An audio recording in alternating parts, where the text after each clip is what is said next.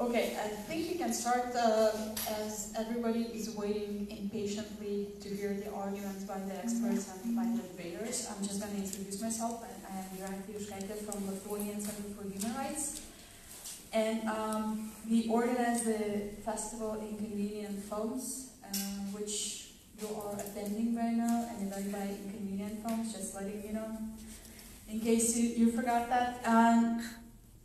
Today's debate, it's the first debate organized by the festival. We never had one, so we hope that it's going to be interesting and exciting both for our guests, for the audience, and for the debaters themselves. And the debate was inspired by the statistics of Lithuania in regards of poverty. If you look at the data from 2015 and 2016, we can see that even though the Lithuanian economy has been growing steadily, the poverty grew by 1% as well. So it means that, despite the fact that it seems that we're having more money, everybody gets to go to, supermarkets, shop centers, gets to buy the goods, somehow this is not actually the case. So we thought that, maybe universal basic income is the key to solving the poverty problem in Lithuania or worldwide. And this is the justification for the debate, if you need one.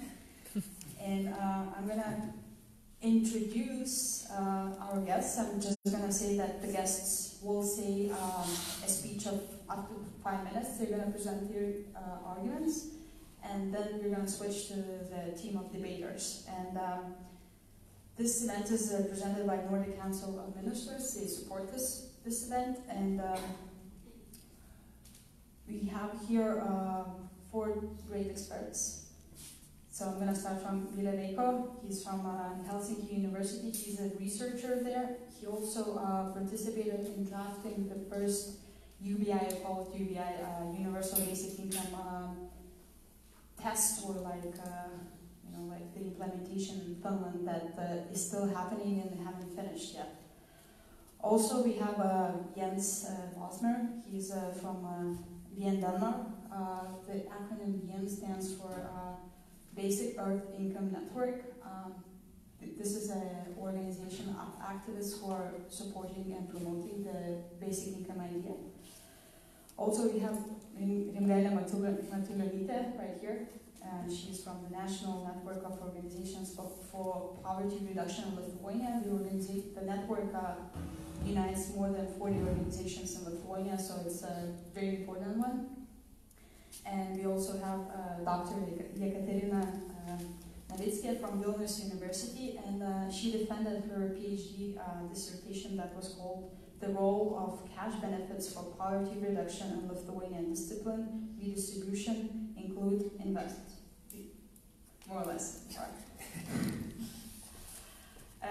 So I would like to ask then Ville Veikko to present his argument. He's going to have also a PowerPoint presentation, and then we're going to switch to Rimgailė. So please, Ville. Thank you, and good morning, everybody. As mentioned, my approach is, or at least it tries to be scientific, which means that most of my arguments are complex and maybe hard to interpret what I mean, so it may make the debate a little bit challenging for you, but let's see, maybe if I simplify my arguments a little bit, maybe it makes more sense. This team is very strong. You can go ahead with your argument. Yeah. So if we have a look at basic income literature, we can identify 4 different arguments on how basic income or implementing a basic income might reduce or prevent poverty. Well, first argument that can be identified in the literature is usually implementing a basic income which simply lifts the current level of social security. So let's replace all the other benefits and then basic income, implement the basic income scheme which is enough high to make sure that everybody has adequate income. Well, second really common argument, and maybe the argument that is mainly behind the Finnish basic income experiment, so why the government was interested to test the basic income in Finland, is an assumption that the basic income will always make work pay. So if you know that in current systems in many welfare states, when you start working on a part-time basis, then you will lose the benefit that you are claiming. And of course, the basic income schemes, the idea is that when you start working, you won't lose your benefit, and you can earn other income on top of the basic income. This is a bit problematic argument, but I will go to that soon. Then there are also assumed indirect effects mentioned in the literature. One really common argument is that the basic income, unconditional aggregate income, would make it possible for precarious workers to negotiate over better working conditions. So when the idea is when a worker has an aggregate income, no strings attached, then it makes it possible to sort of exit from the labor market. And this is assumed by many commentators to increase the purchase power, bargaining power of labor, and especially precarious workers. And then, fourthly, a really common argument in the basic income discussion has been for decades that it reduces bureaucracy in the social security system, which means that there are less delays if you start working on a part-time basis.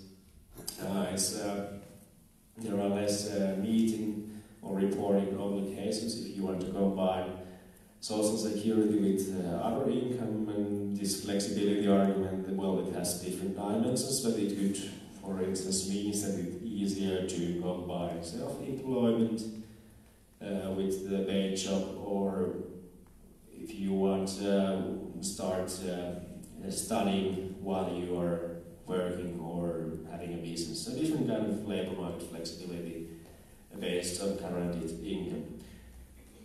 So then, a little bit oversimplified analysis of these arguments, but I will stand with these arguments today because I have only 5 minutes, and I think I will use anyway more time than 5 minutes. First, so lifting the current level of social security, we carried out quite a lot so-called micro-simulation calculations in the preparations of the Finnish basic income experiment, and one conclusion from these calculations is that only with the basic income eradicating or even reducing poverty in Finland is rather difficult. So if you don't combine basic income with other means-tested or income-tested benefits, it is really hard to increase people's disposable income if we are discussing realistic basic income models. So I'm now using Finland as an example because I know only the calculations from Finland, and of course these calculations cannot be automatically transferred to other countries which have different kind of systems, but at the same time, if we think that in Finland the poverty rate or poverty line is something like 1,300 euros a month, implementing this high basic income in Finland would require really high income taxation, which can be considered unrealistic. And after this being said, I'm not saying that basic income is not economically feasible, but alone it would not be enough to eradicate poverty. And I think most importantly when it comes to this poverty argument, it is important to note that if we want to have fast and effective measures, at least politically, it will be much more feasible to lift the level of the current means-tested schemes. So the second argument I shortly presented was the making work always pay. I will argue that also this, even if it is really essential argument in basic income discussion, and it has been used even by the Finnish government as an argument for the basic income experiment, it is partly a myth. So if we have looked at the calculations that we carried out with realistic partial basic income models, partial basic income means that basic income would be combined with other benefits as well. So most importantly, household allowances and earnings-related benefits. It seems that it is pretty hard to make economic incentives to participate in the labor market better than in the current system. And Finnish case and also other developed welfare states which have a lot of different kind of means-tested schemes made jointly. The economic disincentives are not that weak as many people usually argue. So if you only calculate how much money you will receive when you start working on a part-time basis, the situation is not that drastic. But at the same time, a basic income will not make it that much better, at least in some income levels. Or if you are a lone parent receiving extra compensation for your situation, it is even harder to make work always pay with a basic income if you don't dilute the level of social security. So it's kind of really complex situation when it comes increasing or incentivizing work with the basic income. So I think this argument is partly myth. I don't know how much you need to go this argument in your debate. It's complex even for economists, sociologists, and other researchers, but that's something that is good to bear in mind. Yes. Okay, the third argument, that advocate unconditional income might ease the negotiation over better conditions of employment. I think this could be the situation, but at the same time, as a researcher, I need to mention that even with this argument, there is at least one limitation or some limitations. I'm not sure if we can prove that replacing a worker with another would not be a cheaper option for an employer than giving a raise or guaranteeing better working conditions. Jürgen de Wiespeler and Simon Birnbaum, two basic income researchers, have made this argument that this exit option from the labor market does not necessarily improve the bargaining power of precarious workers. I would say this is not the worst argument in favor of basic income, but if I want to keep my scientific integrity, I need to also mention that there are some limitations with this argument as well. Okay, I know that the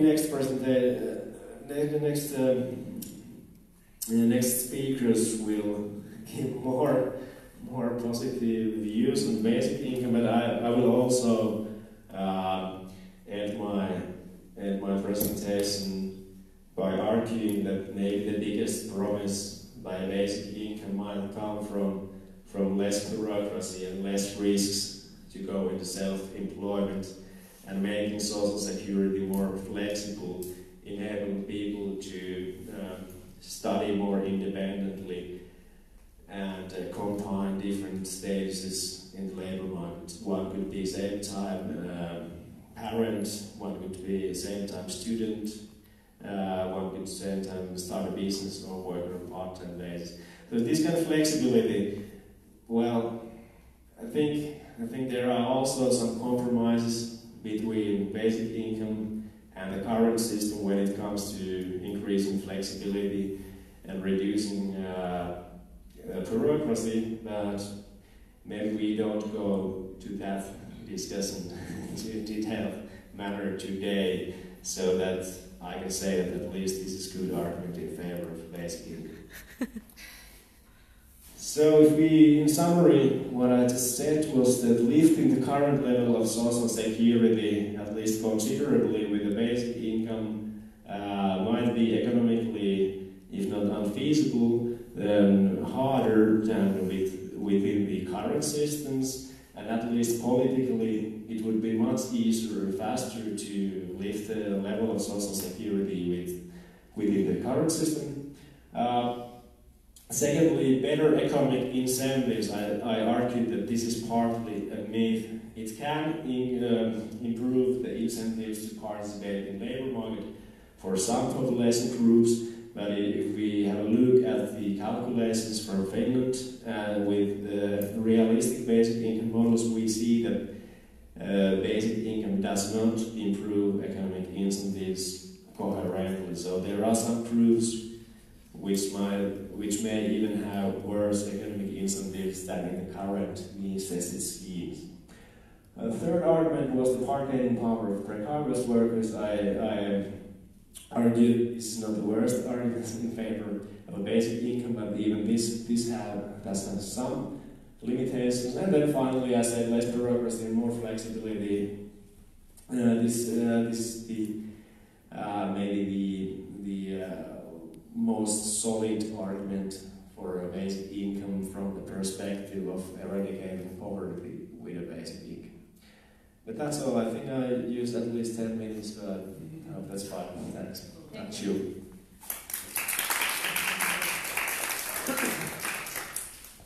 Okay, I'm just going to change the slide and it's going to be Venice's turn.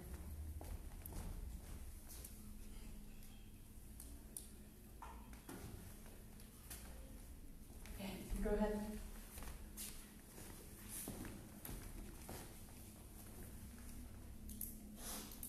Thank you. This sounds great. So today I'm representing a poverty network or reduction of poverty network in Lithuania. However, a couple of times I have received this question. Is it really poverty reduction organization or is it increasing of poverty organization? Because poverty hasn't decreased, so you're not doing a very good job. So maybe there is some truth, and Jurata just told about our not improving poverty rates, but I hope it's not entirely on us. Actually, this is relevant to the whole European Union. For example, let's take Europe 2020. It seems that we are doing quite good in almost all the areas. We are doing some progress. However, there is one exception. It's our poverty target. And it seems that we actually may not reach it. And I guess we have to admit that we are all failing at some point. And the measures that we use to reduce poverty are just simply not working, so we have to look for new solutions, especially keeping in mind changing world and changing labor market. And believe me when I tell you how amazed I was by the idea of universal basic income from the first time I heard about it. And I mean, what's not to be amazed? If we actually understand poverty as lack of financial resources to ensure one's basic needs, and we actually give the amount to ensure that needs, and to ensure those social rights and human rights, then I think that it's the idea, the perfect idea. And let me explain why. For example, at the moment, one of the most important measures that we have in terms of helping the poor people is the social assistance, or something called minimum income or means-tested benefits, which means that we check one's income and employment status before we provide the support. And that's legit, of course, and that's very important. However, as it was also mentioned, we have a lot of issues about it. And first of all, it's a huge bureaucratic mechanism, and which limits some access for some people, especially if they have some, or they do not have some literacy skills, and these people are the most vulnerable. Some people do not understand, or they do not even know what kind of assistance are they eligible for. Another thing is that these systems are usually very strict. In some countries, if you have a car or some assets or savings, you can't apply for assistance. And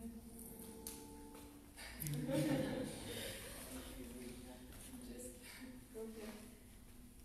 And it seems that sometimes you have to go to the very, very bottom to have the help. You have to go to deeper poverty. And the thing that it is much harder to get up when you're at the very down, it's not taken into consideration. Furthermore, some people are afraid to seek for help because social assistance is very stigmatized. Some people do not apply for social assistance because they do feel ashamed because they're poor and that they failed at some point in their life, because that's what society thinks. So asking for help would be like admitting that officially. So what is more, in addition to get benefit, some people do have to do so-called socially useful activities, but these are usually the works like public cleaning, garbage collection, and so on. And they do not get salary for that, only the benefit. So, first of all, these works are not enabling people. They are not helping them to integrate to the labor market or society for that matter. And also, at this moment, we see that. Okay, better? Oh, much better. Okay, and at this moment, we see that very often people refuse it. And from that moment, they do not get the benefit. So they refuse their social rights to save their dignity. So that's why I admire the idea of the basic income so much. Because it's not bureaucratic, it's easy to understand. And people do not have to go to the very bottom to be noticed. Basic income ensures that their basic needs are always satisfied. And people do not feel ashamed or stigmatized because everyone gets the benefit and everyone knows that that's their right. And if you guarantee it, maybe it's not necessarily mean that people would get lazy. Maybe people would involve to commute to work themselves. I don't know. Well, maybe Vilavico will come back next year and, and tell us. But I really do believe that this is an investment in people. When they do not stress about losing the benefit and following the strict rules, maybe they will look for the jobs that they really want to and they are really good at. So this is what reduction of poverty is to me personally. It's ensuring social rights with respect to human life and dignity that they truly value. And I think that that is the same approach that the basic income is based on. However, I cannot only talk in slogans, right? I also have to face the reality. And I do believe that there are many, many issues in terms of implementing the basic income system. I will not mention them all, I will just mention some that concerns me. First of all, I think that in this discussion, it is important to know that poverty isn't just a lack of income or lack of food or shelter. For me personally, and I think for our network, it is also about restriction to ensure social and cultural needs and to participate in these dimensions. So I think that it's important to note in this discussion. Also, what concerns me is the amount, and it was also mentioned by Villarrica. At the moment, as I mentioned, our benefits are transferred to the poorest people. And we check if they are really very poor, right? Because that's important. But the amount is not adequate. I mean, 120 euros does not even ensure the basic needs for these few people. Then how can we create this very expensive universal system that would cover all of our basic needs? Or do we need one with the basic income, but the amount would be actually meaningless? Then I don't think so. And I read somewhere that universal basic income might be developed in a democratic way. But I'm not very sure about that. If we cannot convince people to redistribute more money to the poorest people, then how can we implement universal basic income system? I do believe that this would be a huge investment, but I don't know how many of us there are. So here's my question. Should we seek for revolution actually and try to implement universal basic income system? Or should we use the same approach and advocate for social rights and human dignity and try to improve the measures that we already have? So that's an open question for me, and that's the question that I leave to all of you to think about. Thank you. Thank you.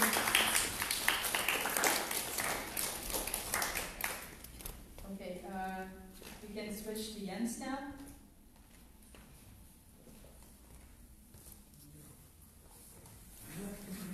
Okay, my reason to recommend a basic income is that I found it stupid that the society wants economic growth solely because they want to create more jobs.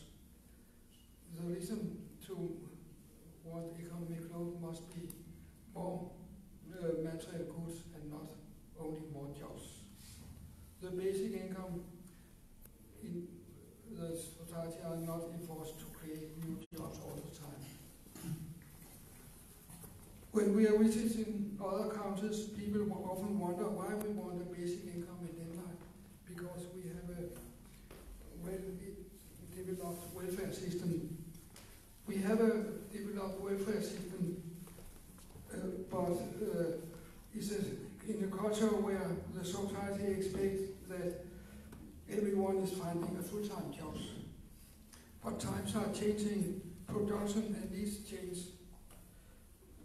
And that means some jobs disappear. And there's a threat to the welfare state if it can't create new jobs as fast as the old one disappear.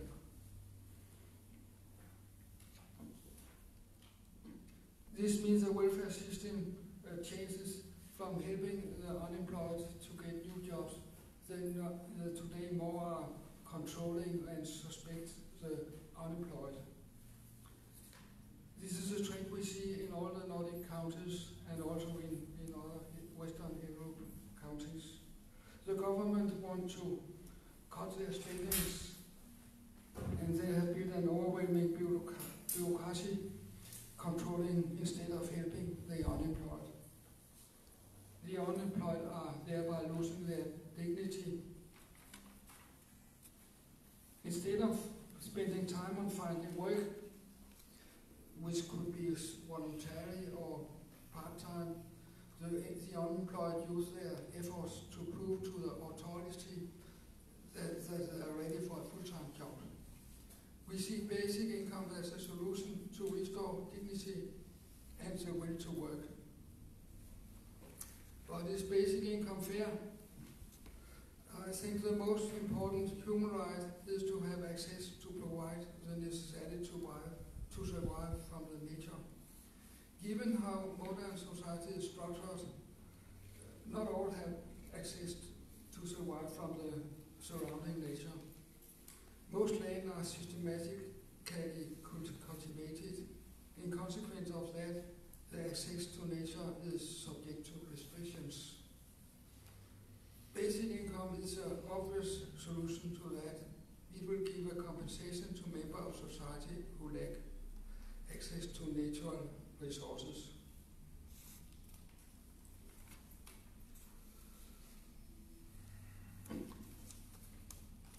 When will basic income work and how? The basic income opponents claim that a system with basic income will be unstable because the hard-working people will not accept to earn money for the lazy poor people. They claim that poor people who receive basic income will be unwilling to work and to take active part in the society. Well, the evidence tells us something else. Poor people without security for survival have no other focus than that, the surviving. They have nothing additional to contribute with their abilities to the society. Society have caused because of the poor people's social problems, criminality, drugs and health problems. Experiments with giving money directly to the poor show good results. Often they get control over their situation and make dispositions for a better future. Experiments reveal that more money is saved on expenditure to social and health efforts than the money given directly to the poor. Well, I will finish to say that the basic income will give the people more freedom, the basic income will give the people more security, and the basic income will give the people more dignity. Thank you. And last speaker, please. Hi everyone. Thank you so much for inviting me here, and I'm really looking forward for the debate because I think this is a debate about the future, about the ways to reform and actually has revolutionized our system, not only the social security system, but our rules in the society overall. Thank you so much for the panel, because you made my work so much more difficult. That's putting forward a lot of arguments that I think are very, very important. So I'll try to be short and just bring a couple of more ideas on the table. So what I am passionate about and what my field of research is poverty reduction, and I believe that in our society in the 21st century there should not be any one person who is forced or has to live in poverty, severe deprivation, not only because we already produce enough for every single person to live on in dignity, as you mentioned, but also because many research shows that a condition of poverty and severe deprivation deprives humans of something which is very much the core of our being a human being. So it deprives people of ability for insight for a longer term, because they have to concentrate on the day-to-day struggle for survival, food, shelter, and so on. It deprives people of ability to innovate, to be creative, to be the better version of oneself. And I think for the 21st century, we want a society, we want an innovative, creative society and to unleash this potential. So here I am giving an introduction speech for a basic income debate. So I invite the students to have a little bit of a wider picture in mind when debating and an open mind. Because I think if you Google basic income, you will have a list of like 5 reasons for basic income, 10 reasons against basic income, and 10 more. Sorry? That's where we took it from. Ah, see. Yes, a lot of that. And what I find that many of these arguments are very technical. These are like the particulars of how we fix the system, what are the amounts, how it affects our incentives, and so on. But the truth is that until now, there is not a single society that has introduced basic income, and not a single society, except a few experiments and some local experiments, where people were spared of this need to fight for their survival, like day to day. And therefore, like, there can be an assumption that, okay, with basic income we all are lazy and like smoking and cigarette and drinking beer on the sofa all day. Some can say that. I would bet that if we have basic needs met, yes, according to Maslow pyramid of basic needs, when the basic survival needs are met, we unleash our creative potential. We can try to do something which would like help realize oneself and so on. So, but both of this would be just a guess. Yes, we don't actually know much about how the system works. So instead of maybe focusing on very technical issues, I would invite you all to also think of a broader picture, and that one is the one that Rinella mentioned, the one of social rights. So the social rights is an idea which is also not new. These are called the second generation of human rights. The first generation of human rights was about the civil and political rights.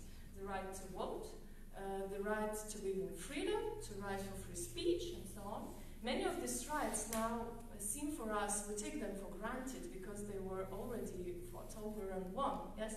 But imagine, not as far as the 19th century, in the middle of the 19th century, you are in the US, and you are debating about the abolition of slavery, yes? And then there can be many very technical issues. Abolish the slavery, imagine how expensive that would be, how much that would cost to the slave owners, yes? Imagine what would all these slaves do? Mass unemployment, that would be a collapse of a political system, yes? I think right now we are like giggling, yes, and smiling, but I think that back then these were like real arguments. And now from a perspective we see how ridiculous this were. So maybe in a century someone would giggle at us, thinking if we should or should not grant social rights. And social rights is about, the term is decommodifying people. Yeah? So imagine we are all the commodity in the labor market, and if we work and do and perform, we are okay. If not, we get kicked out of the labor market, and then it's really difficult to maintain our dignity, self-respect, and so on. So maybe this idea of granting social rights, social guaranteed income, and so on, is this idea of fighting poverty. Poverty being the freedom, or being not poor, being free to act, to fulfill oneself, to live meaningfully, and so on. So yeah, and there is a lot of things and a lot of ground why we speak about basic income today. All this talks about robotization, artificial intelligence, and the world without work, always much less work, and how we redistribute work, and what do we do with all the time that we have, and so on. So we do need to figure out how to make this world without work.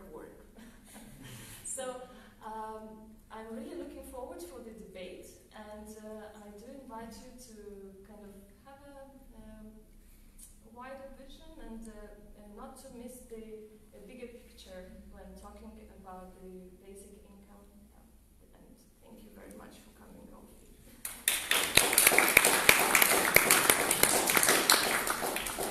Thank you very much. I'm just going to say that this debate is organized in cooperation with the Lithuanian Center for Lithuanian Debate Center, and we have the Kaunas Debate Center team here.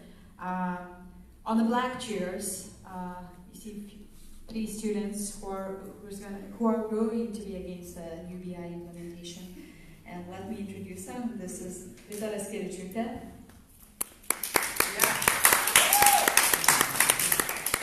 Adela Dimkytė. And Thomas Bayanis. And on the white chairs, you have the team which is obviously for UBI. It's Liepa Šeškevičiūtė, Gytis Greičius, and Danielius Kaminskė. So, shall we start with the team that is opposing the UBI, right? Proposing. Okay, let's do that one. Gytis Greičius. Hello.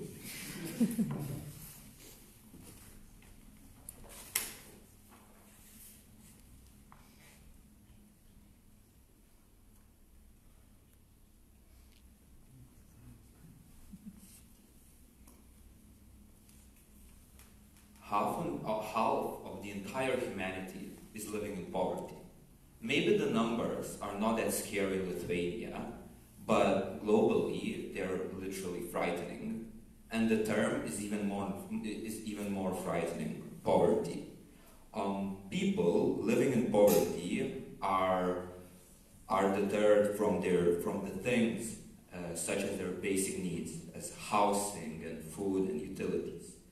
And the current welfare system entraps people to choose their career paths only by the income they gain, and restricts them from prioritizing their needs just to survive in this harsh capitalistic environment. We see that this system is not actually trying to remove the poverty, but only increases it. We are here today to propose a dignified and effective solution to poverty.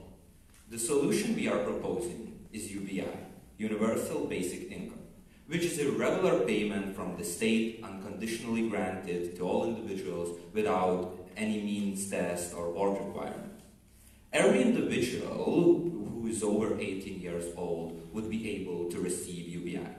UBI would be different for every country because of the different living standards around the world. UBI will be sufficient enough to cover people's basic needs as housing, utility, and individuals would be able to choose how they want to spend their needs entirely by themselves, and parents would be receiving a proportional payment for every child as well. So the question now is, how would we fund this amazing system?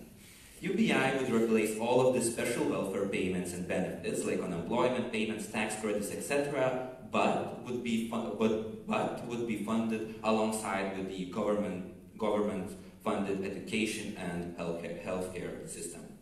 This system would be funded through a progressive taxation model, meaning that the people with higher incomes would have to pay bigger taxes. So I'm going to present you 2 arguments. First one, how UBI provides a dignified life. Secondly, how UBI grants benefits for the individual. And our second speaker, Danielis, will present you how UBI benefits the economy. So without any further ado, to the first argument about dignified life. Under the status quo, we live in a capitalist society where poor are oppressed.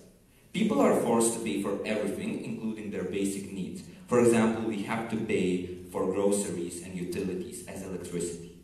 Individual even needs income to access infrastructure which is provided by government. For example, parents paying for their child to travel to school. And therefore, people are trapped into working long hours just to get enough money to access basic goods, basically just to survive. And we know that you have no other options than to comply with this capitalist dictatorship, as these goods and services are vital for you.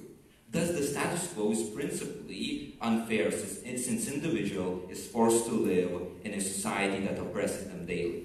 We believe that all people deserve unconditional access to necessary goods and services, and this can be achieved with UBI. Yes? Okay, we agree that you have a right to protect people and provide them a dignified life, but can we do this with means testing by reallocating taxpayers' money and actually helping the ones that are the most in the need of it?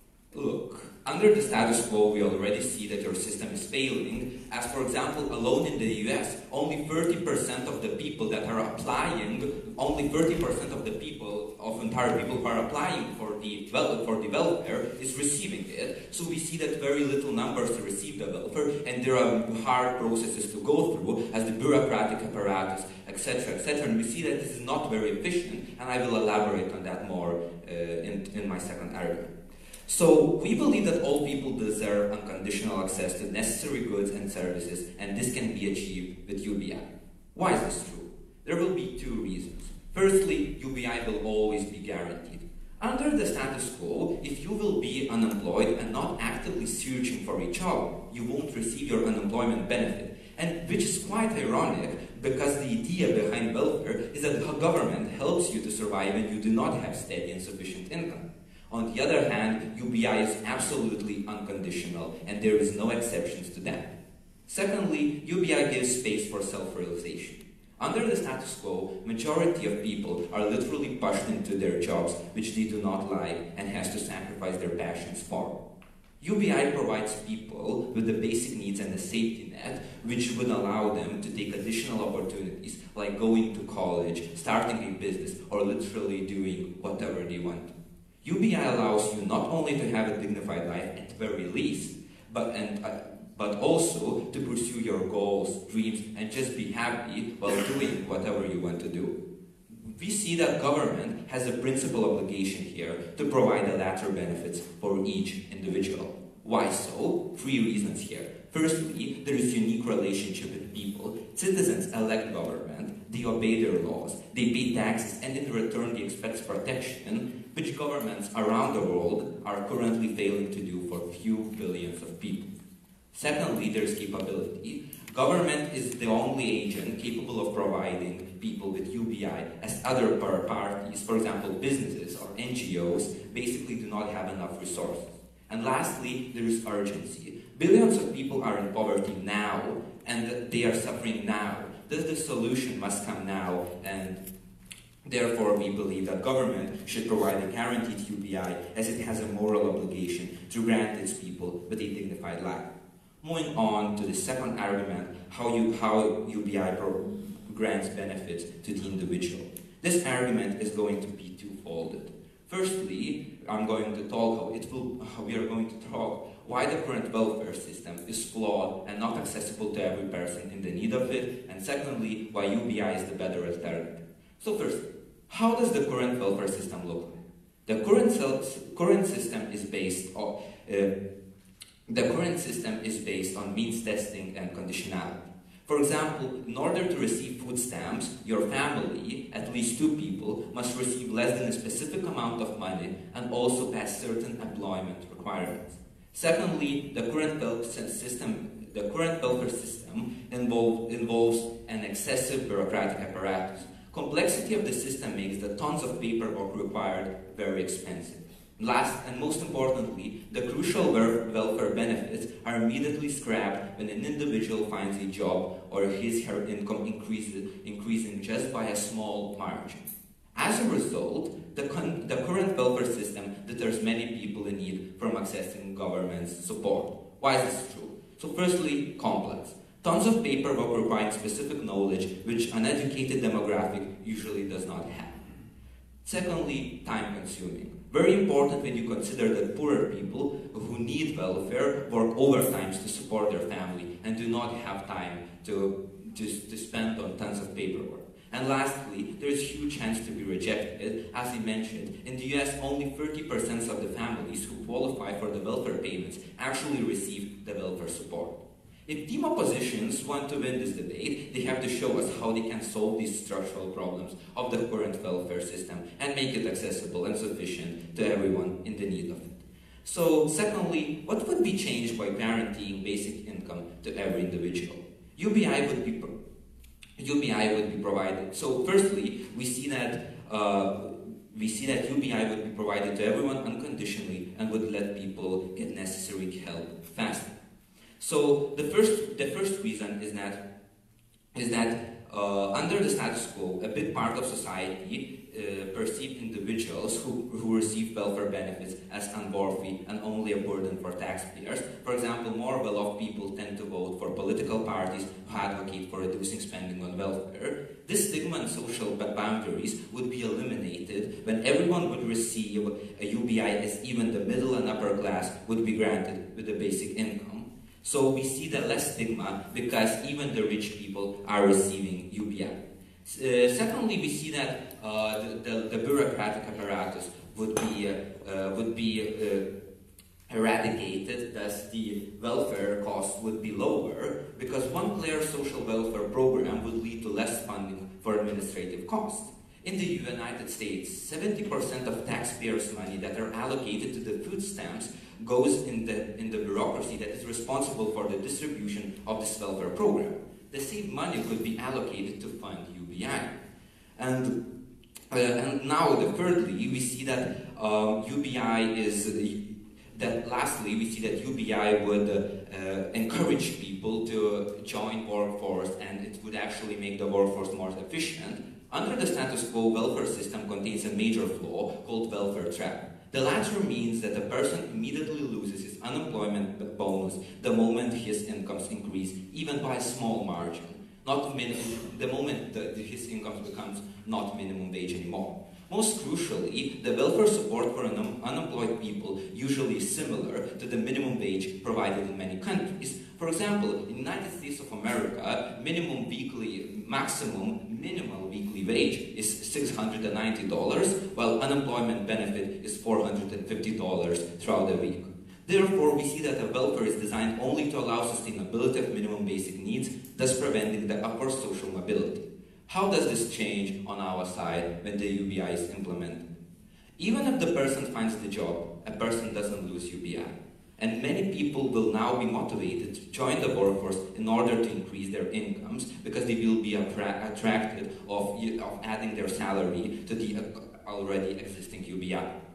And we also believe that people will still go to work because it is something more than just a source of income. It's your social life. You socialize in your job, and you meet your friends. You can even meet your future family partner there. And we believe that UBI wouldn't be the reason for people to stop going to job. So because UBI granted for all individuals allow the removal of stigma, empowers upward social mobility, and increases the effectiveness in the workforce, we proudly believe that these are sufficient reasons to provide UBI. So because we are very proud that we do not have to defend those capitalistic dictatorships, we stand firmly in the proposition. Thank you.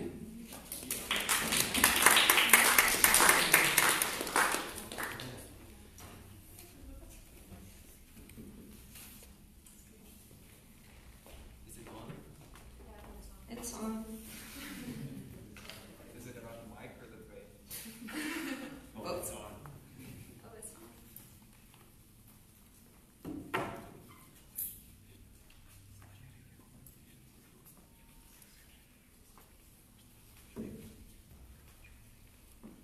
Alright, so the side of proposition today, ladies and gentlemen, says that they want to help poor demographics. However, they fail to acknowledge that the kind of system that they want to implement will further empower negative social discourse about these people and will further keep them from succeeding. We acknowledge that the current welfare system is not perfect. However, we believe that it better accommodates poor demographics than universal basic income would. We're very proud to oppose the motion. So under the side of opposition, we'll have three arguments for you today. Firstly, I'll talk about why this policy is principally unjustified. Secondly, I'll tell you why implementing universal basic income will detriment the poor. And then we'll tell you why universal basic income will enhance negative social discourse about marginalized groups. But before all that, I have a few points of response to what we heard so far from side of proposition. So firstly, you told us that universal basic income will give individuals a dignified life. We believe that the welfare system that we have right now can also guarantee a dignified life. However, it also gives individuals incentives to seek for employment and to be good citizens. Therefore, we do not see why we need such an expensive system implemented while this money could further be allocated to bettering public services. Then secondly, you told us that people will be able to have additional opportunities such as seeking their goals or their dream job when they would have universal basic income. If they want to talk about giving people a complete safety net, we have to question how much this universal basic income will be. We believe that if we're going to pay people a lot of money, this is simply going to be a financially unsustainable policy. Thirdly, they told us in their second argument how individuals will be benefited and they will not have to go through this insane bureaucratic apparatus that we have right now. I'm further going to tell you in my arguments why we believe that actually the conditionality of the welfare system benefits these individuals. And we do agree on some point that the welfare system is very bureaucratic. However, we believe that we can fix this and improve the system, and we do not see why you have to allocate so much money and allocate money even by giving it to the top richest 1%, while we could actually only fuel these funds by the government to the ones who are truly in need of it. Lastly, we believe the stigma around being in the poor demographics will still stay. Because as people are going to be getting this money, they will basically be having a prerequisite to succeed. Therefore, if they do not succeed in life, they will basically be blamed as simply being incapable to do so. So moving on with our first argument about why this policy is principally unjustified. Before I do, sure. Look, we already told you that 30% of people in the United States who are in need of welfare benefits are incapable of getting them. Moreover, half of taxpayers' money actually goes to the bureaucratic apparatus. How is that effective allocation? Look, we tell you that we can fix the bureaucratic apparatus. However, you need to tell us why we still need to give extra money to the top richest 1% of the demographic when we could be spending it and only benefiting the poor demographics. So moving on with our first argument about why this policy is principally unjustified. We believe that there are three reasons why the current welfare system is more fair than the system of universal basic income. Firstly, the current welfare system requires you to show willingness to escape poverty in the long term if you want to get welfare benefits. Under the status quo, the welfare is based on conditionality, meaning that you do not receive benefits if you have not registered in the labor organization and you're not willing to seek for employment. This is important because the welfare system is covered by taxpayers' money. Other citizens are paying for the individual's welfare benefits. Thus, it is principally justifiable to ask the individual to prove his commitment to fulfill these conditions of the current welfare system. By working, we believe that you pay taxes and contribute to the well-being of the society, and therefore lower the burden of the people who were previously supporting you. On the flip side, however, if we implement universal basic income, there is no such incentive, as everyone, even those who refuse to work, will be getting paid by the taxpayers' money. Therefore, over time, people will become reliant on this universal basic income. Second reason is that the current welfare system requires individuals to show willingness to be good citizens. There are conditions that have to be fulfilled. For example, vaccinating your children, allowing them to go to school, being a non-abusive parent, paying your taxes, and etc. If these conditions are not fulfilled, the individual simply does not get the payment. So we believe that these requirements provide additional incentive for the individual to be a functioning member of the society. Under their side, there's no such thing. Third reason why the welfare system is a more fair one than the universal basic income system is because the universal basic income system will be making the rich people even more comfortable. With the current welfare system, it is providing only assistance to those who are in dire need of it. This is important because under the universal basic income, the upper middle class and even the top 1% of the population will receive universal basic income payments even when when they don't really need it. We believe that this is simply a misallocation of taxpayers' money because of the principle of welfare is to help those who are in dire need. This is bad because the tax money could have been invested into programs that directly help the poor, or could have been invested in public services, while now they will be invested in the top richest percent. Therefore, we believe that the system is simply unjustified. Now, moving on with our second argument about why implementing universal basic income will detriment the poor.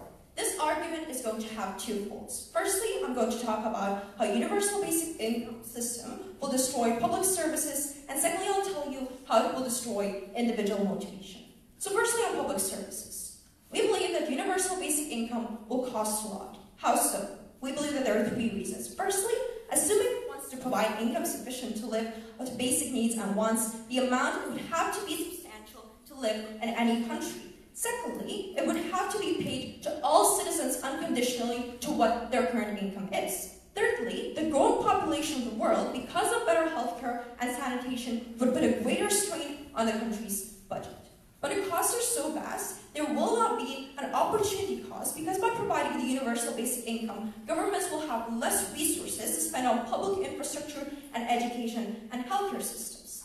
This is important because the lower quality of specific services or goods provided by government would result in more private entities starting to provide these services, as for example healthcare, because it's likely to become a convenient economic niche. Therefore, we see a lot of the creation of new private expensive clinics. This is important because these entities are more likely to be more predatory than the government. How so? Because firstly, the government has a responsibility to take care of its citizens, but because of the existing social contract between the citizens and the state. But secondly, the government has greater checks and balances with the poor as they are part of its electorate and they need them for re-election. Therefore, we're willing to satisfy the poor while private entities only care about maximizing their own profits. This is important because the current system that is working is going to be destroyed while the economic vacuum is going to be filled with private entities that will focus on profit rather than on people's needs. Meaning that an ordinary individual is not going to be able to access these goods and services simply because they will not have enough money to go to these private clinics. This is particularly true with poor people who rely on public goods and services since they lack stable income due to lack of qualification. But I'm moving with the second fold about how this will destroy individual motivation. Under the status quo, a welfare recipient must be continuously trying to find work because otherwise he will lose the benefits. Exactly a system like this one encourages good work ethic and incentives to perform well in their workplace and to be capable to provide for their families. We believe that this incentive is important as it forces the individual to continuously seek for a job to get employment welfare in the first place, and then to find a job that would make him able to provide for his family. This is important because with the current welfare system, he has an incentive to continue looking for a job because of the conditionality. Therefore, such individual is constantly looking for employment and is likely to find it. When universal basic income is implemented, the situation changes. As universal basic income money, it gives money to everyone regardless if they work or if they don't. Therefore, an individual has the option to give up and stop searching for employment because universal basic income becomes a safety net. This is bad because an individual is less likely to find a constant job or a job that he actually likes, which is crucial for him to actually climb out of systematic poverty. Therefore, we believe that this individual is going to further stay in poverty this will prevent him from bettering the situation for himself. Therefore, we believe that even though the current welfare system has its flaws, we believe that right now it is a sufficient one to help with the poor demographics, while on their side they're going to be wasting money on the top richest percent and will therefore fail to care for the people who are in need. Thank you.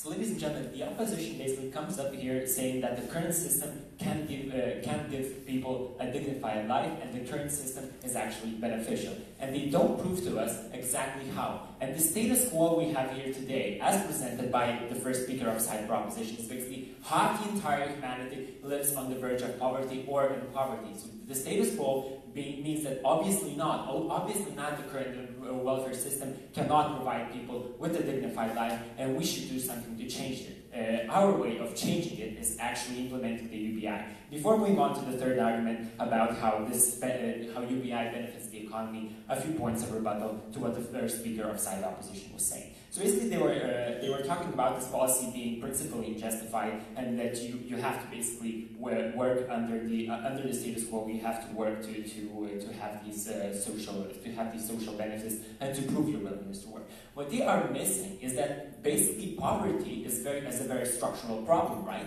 So this means that poverty usually or very often means that you're born into it, that you're basically lost in the birth lottery, right? You get no education, or you get very bad education, and you live in very bad conditions, which means that you cannot look for this qualified, a very good job, yeah, right? So you're basically born into poverty.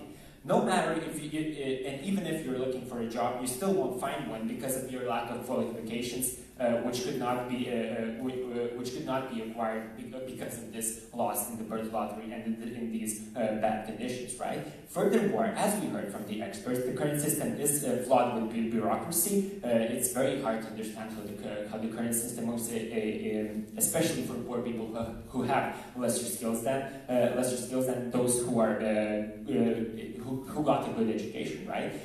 Second of all, we have a very strict system, so even if you have assets, you could be prevented from getting social welfare under the status quo. And third of all, this system is highly stigmatized. This means that people are afraid of going to the government and saying that they are having a very bad time and they should get money. It's basically they live in fear of them being mocked by the top 1%, whatever, right? So the opposition is basically what you're doing is keeping them in the circle of the current welfare, which obviously has proven to be very ineffective and are doing nothing to break the circle of poverty which people are actually born into.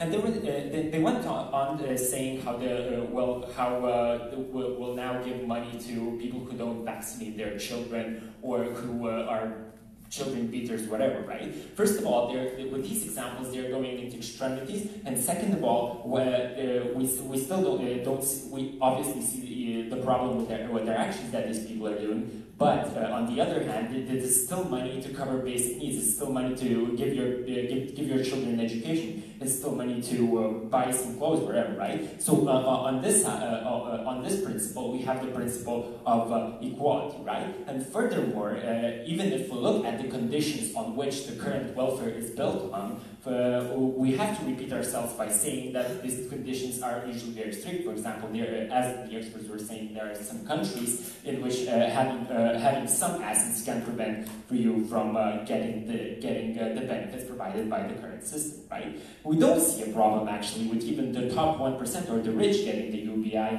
because they can stimulate the economy, they can allocate and invest their money wisely, right? So then the second argument about about detrimenting the poor and destroying public services.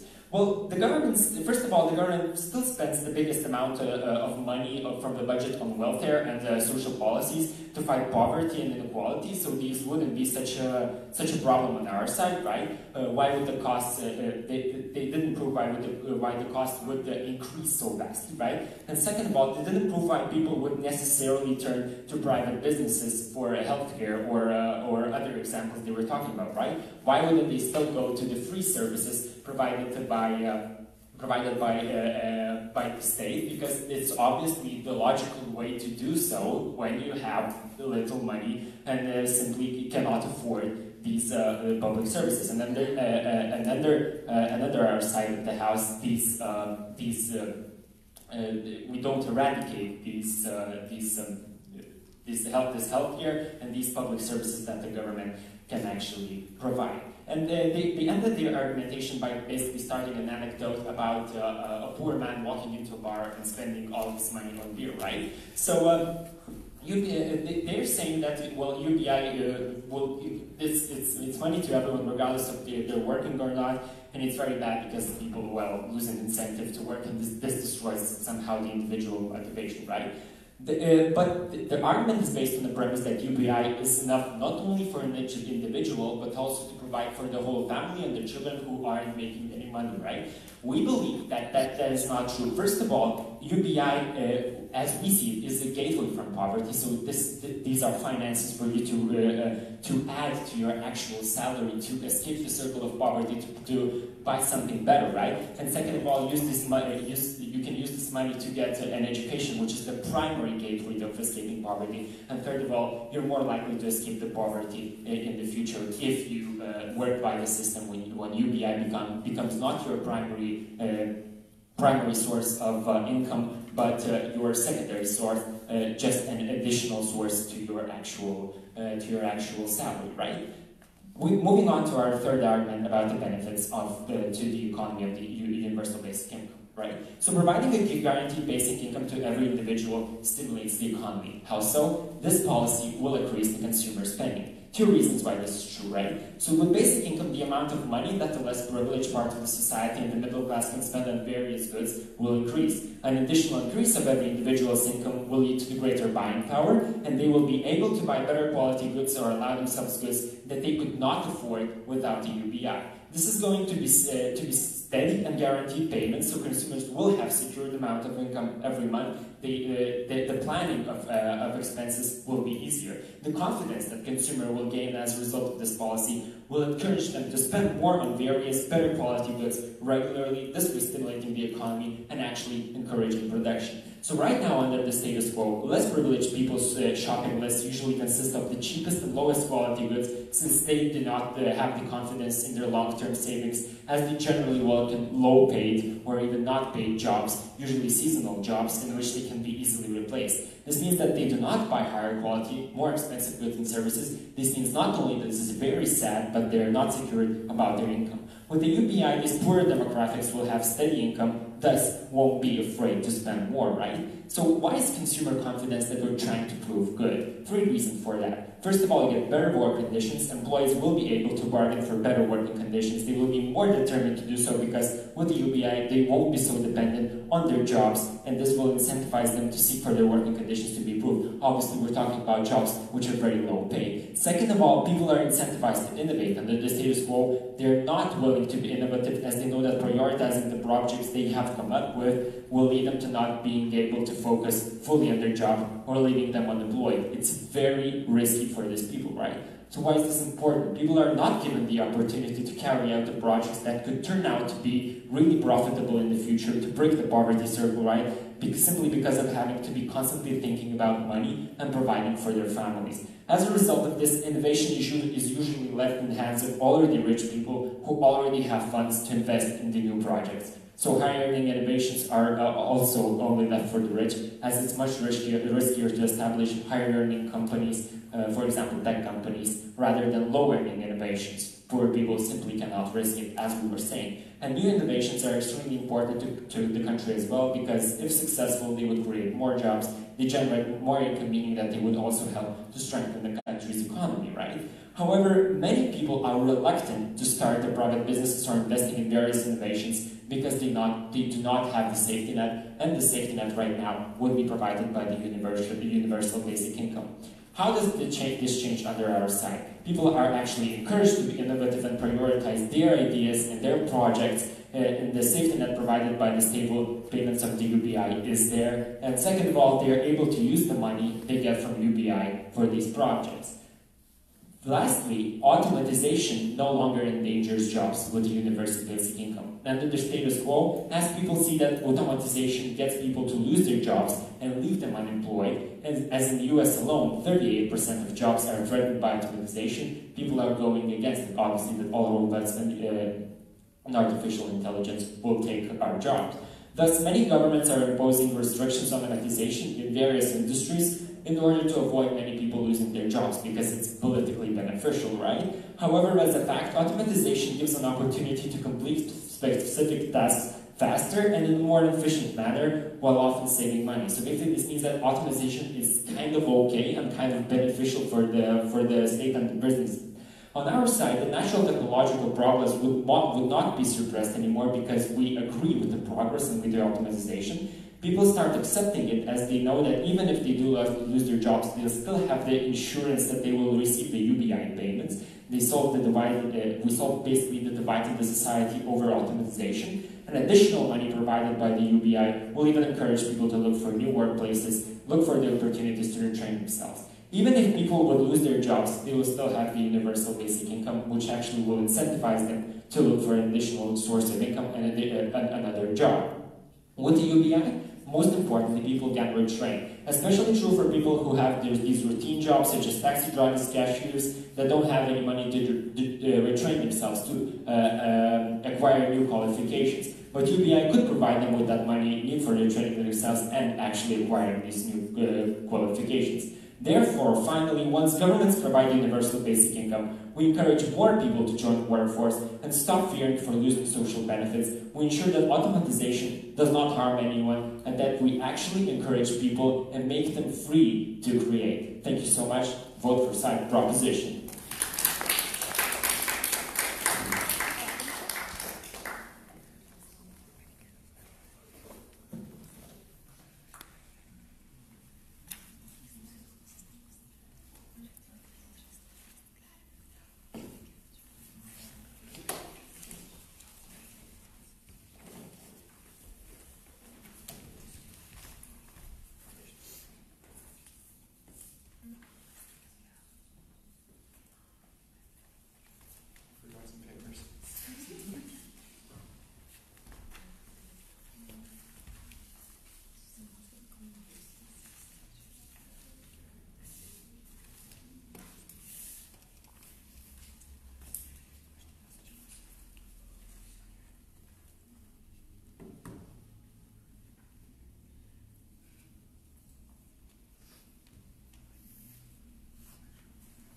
Ladies and gentlemen, we basically view side's proposition, this policy of side proposition as a very unrealistic and financially unsustainable one. Because look, in reality, you either give so much money away that you can't have more money going to these public services like education, infrastructure, and public health, and actually make them have such good quality as those private clinics which are going to be competing, or you're not going to have enough money to give to these people to actually provide them with a dignified life so that they could actually overcome poverty and defeat those systematic problems that they face. So proud to be on side opposition. So before we move on to my argument talking about how this policy would increase the negative social discourse about the poor, I would like to tackle some of the points of proposition. So first of all, talking about the justification of this policy. We believe that they failed to justify this policy in a few regards. So first of all, talking about whether this allocation of taxpayers' money is truly justified. Because we tell you how it doesn't make sense to us to give this large amount of money to the people who don't necessarily need it, like to the top 1% or even the upper middle class. And this is a huge part of our population, and they don't need this money to basically make a living. We're not entirely sure we should scrap the existing functional system of the welfare system and basically give more money to the rich who don't even need it. Moreover, talking about how this money would and they critique us by saying that this money would be basically better off because we wouldn't have to fund the bureaucratic apparatus. We don't see how that's necessarily different because we still have large sums of money going to where it doesn't need to go. Moreover, talking about this stigmatization point, whether people would actually feel stigmatized. I'd like to tackle this more in my argument more extensively, but we tell you because people are not going to be able to overcome these structural problems, this stigmatization will become even harder. But you seem to disagree. On which side do you think people will have more incentive to work? On your side, where the moment your income increases, they will lose their welfare, or on our side, where they can literally add up to their current UBI and build up their fortune? Look, in this debate, we believe that the main agent and the main social group that we should talk about are those who have the least amount of education or that are poorly qualified. We believe that these people who actually can only apply to these low-paid, poor-quality jobs are not going to be applying, because these jobs also have some sort of stigma towards them. And therefore, they wouldn't like to go through that negative emotional experience once again if they can just relax and earn money just as it is. Whereas on our side of the house, we believe that people have actual requirements to go through in order to receive these payments and to actually have the possibility of escaping poverty. Moreover, talking about whether this creates incentive to work. Now, we tell you that, we believe that this wouldn't. One of the main principles the proposition has is the growth of the economy. Now, we tell you that money of the government is extremely scarce, and just because some of that money is going to return through taxes, that doesn't necessarily mean that we should allocate all of the governmental funds into stimulating the economy. Now, we tell you of the excruciating and terrible harms that this policy could have on public services, like hospitals, like public health and infrastructure. We tell you that there's not going to be enough money to fund these services, and these services are extremely important because they're so expensive, and people who are going to be reliant on the UBI on their lives are not going to be able to, for example, cover all of the expenses of such diseases as cancer. And we tell you about the harms of privatization of hospitals in our first speech, but they don't really tackle the harms of that. They have to respond to that if they want to win this debate. No, thank you. Now, moving on to my own argument, how this creates negative social discourse about the poor. Now, we tell you that in the current world, there are many socio-economically discriminatory notions, such as the poor people are lazy, or that they aren't able to manage their funds very well. Now, a couple of examples why is that true. We believe that people, first of all, cannot relate to the issues and the problems of systematic poverty because they've probably not experienced it firsthand, or because they've probably never experienced it firsthand, and therefore they don't understand the consequences that systematic poverty can lead to. But secondly, we believe that the poor people are generally not very visible in the society because lack of money stagnates them and keeps them in the margins of the society.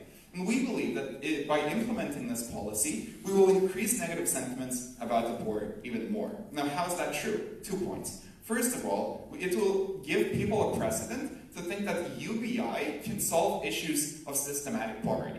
Now, we tell you that that's not necessarily true, because people don't face poverty just because they can't afford food or housing. They also face issues such as poor education, or for example, lack of infrastructure, or poor public health. And that brings me to my second point, that people, when they will see that poor people still exist, and that they can't overcome these structural differences and structural difficulties, they will have even a more aggressive view towards and a more negative view towards these people. And we tell you why this is important. That first of all, poor people will be discriminated even more. For example, not given a job because they will be seen as not worthy and not able to manage their funds and overcome their difficulties. And secondly, with these negative sentiments, we believe that there will be a rise of politicians that neglect the poor people and will lead them to passing legislation that even lowers any kind of help for the poor. And we tell you that this is extremely realistic because parties are going to have this this very demeaning socioeconomic sentiment, because there's going to be this discourse that we already gave such large amount of money to these people, and that they still cannot overcome these differences. Why should we allocate even more funds? Proposition has to defend that statement. No, thank you. And we believe, if the proposition tries to argue today that under the status quo, people are far worse, two responses to that. So first of all, it will be worse on the proposition side because now individuals have to fulfill some kind of requirement in order to apply for these benefits and actually have to make some sort of improvements and try to integrate into the society. But secondly, we tell you how there is going to be far worse discrimination if this policy is accepted. So proud to oppose.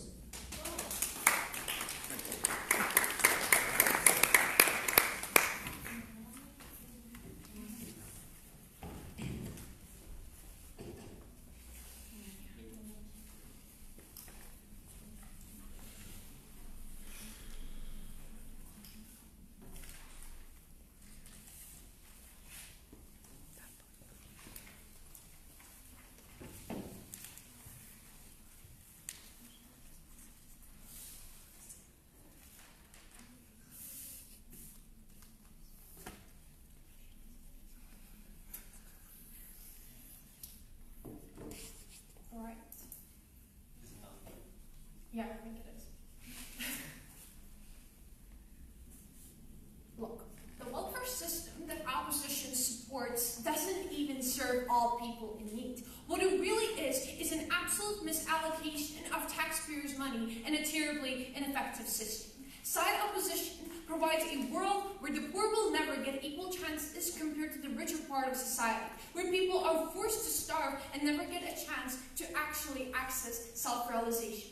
We tell you that at that point, universal basic income is a justifiable measure which betters the life of all parts of society and destroys segregation. I am incredibly proud to stand on side proposition. Now, two main things in my speech. First, 3 points of rebuttal to what we so far heard from Thomas, and then later on, like 3 main clashes of this debate where opposition and proposition opinions clash, and I will try to prove to you why, based on those points, UBI is a far better idea, right? So first of all, let's take a look at the rebuttal, right? The main thing we hear from them is how they continue to see there's actually no money to guarantee universal basic income. How do we respond to that? We tell them, first of all, it's simply a huge misconception.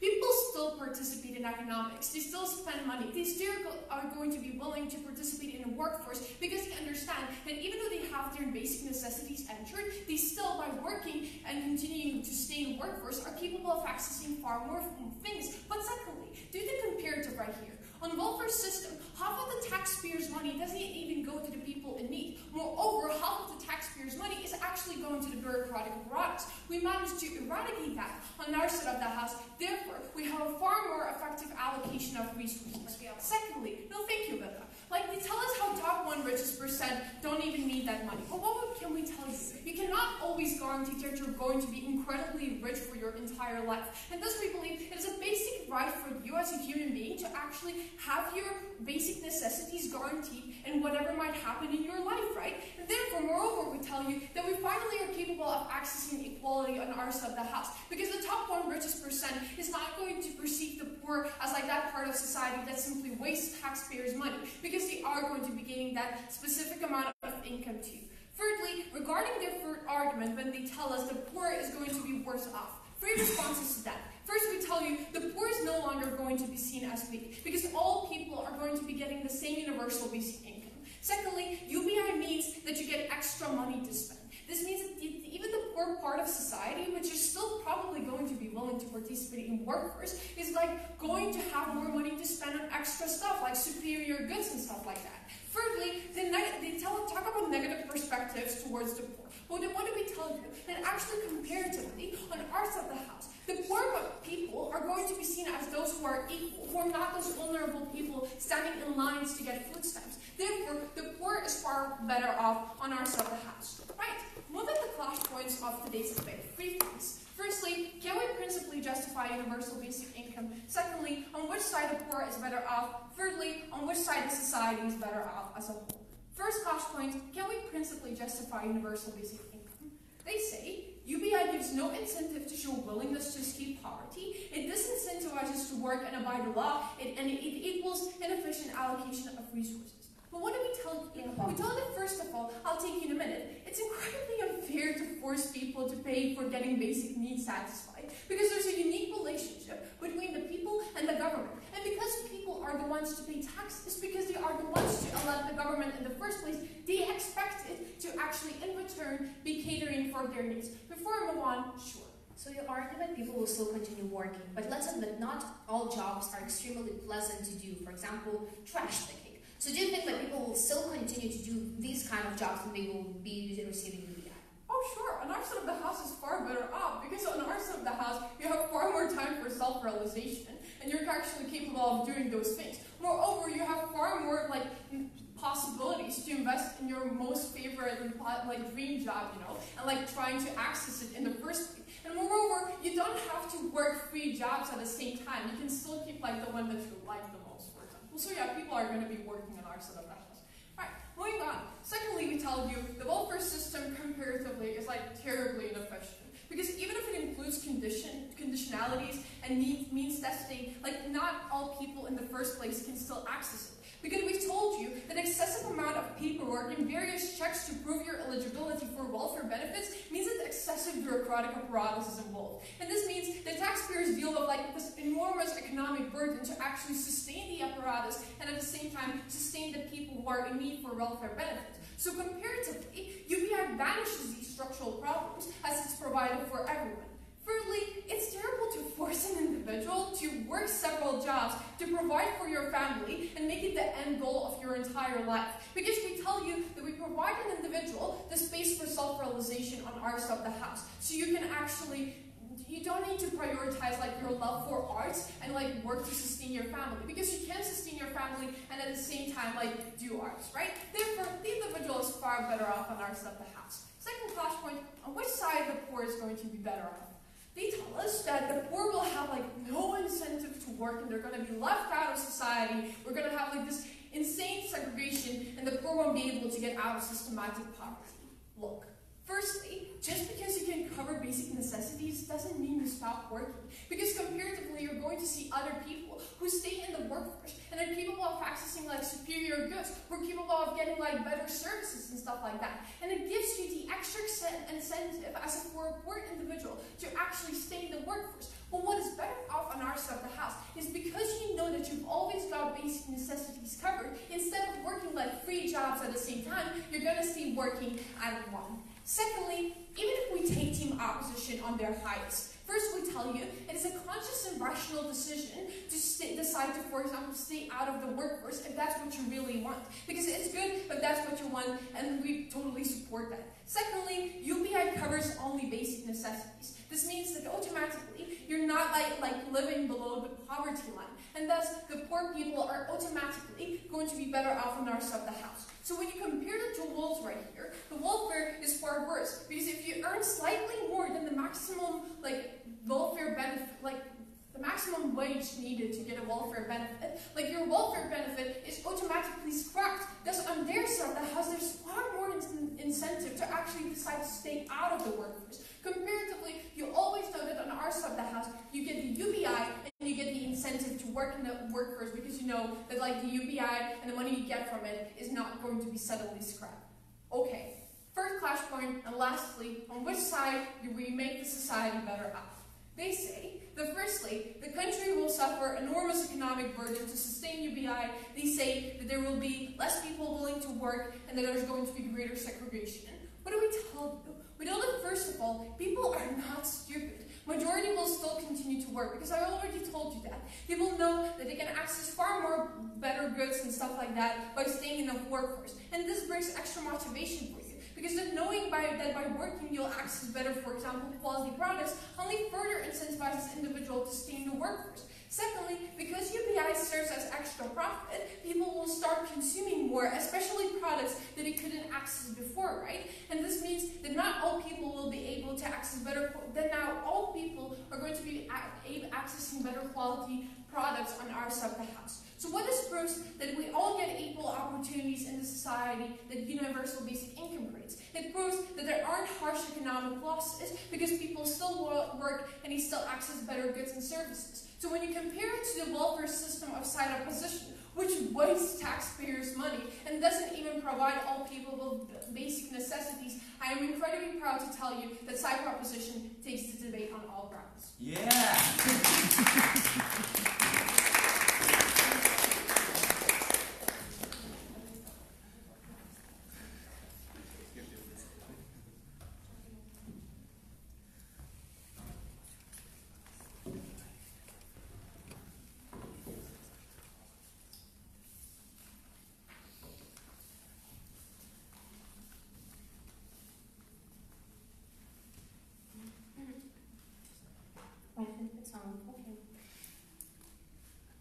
On side opposition, we agree that every single individual deserves to have a dignified life.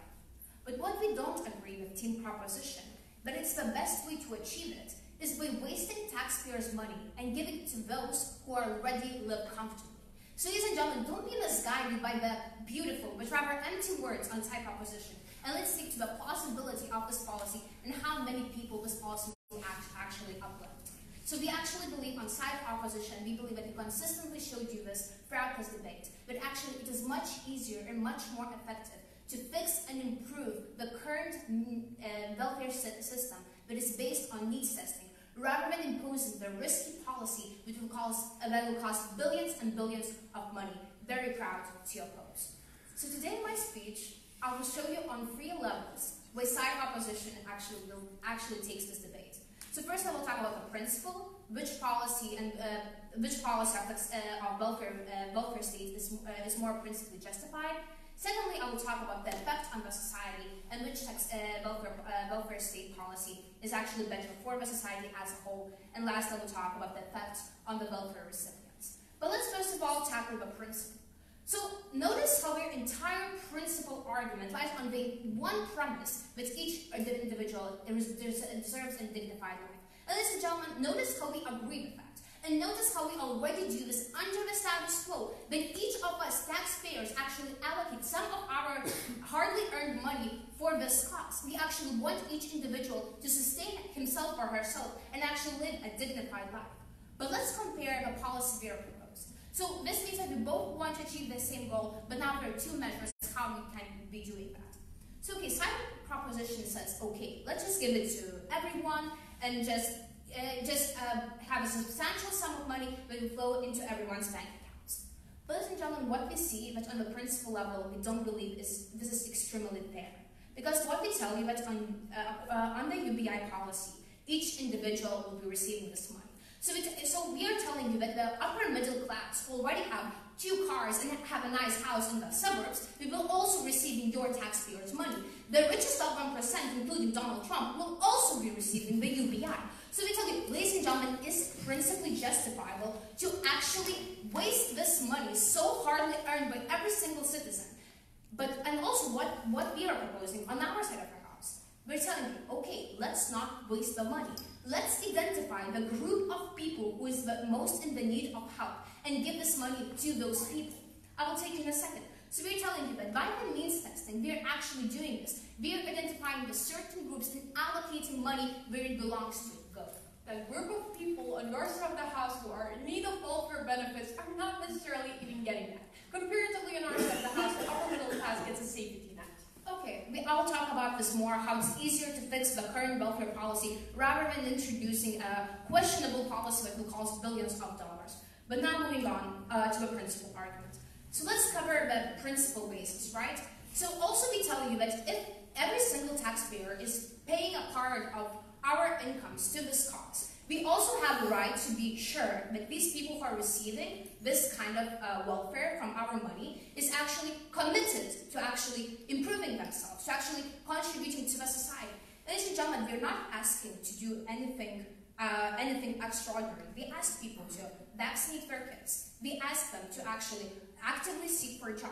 These are basic and simple requirements for these people just to show our commitment. We try this to portray as monsters who are basically exploiting these people. Ladies and gentlemen, these terms and conditions are actually not that hard. So ladies and gentlemen, we believe that on the principle level, we actually, as a taxpayer's money, as the taxpayers who pay this money to the welfare state, we have a right to actually ask for certain requirements. But now moving on to the effect on the society. Before you go. No, thank you. Okay, so we identified the primary problem of the UBI system is that it's actually expensive. Why is this expensive?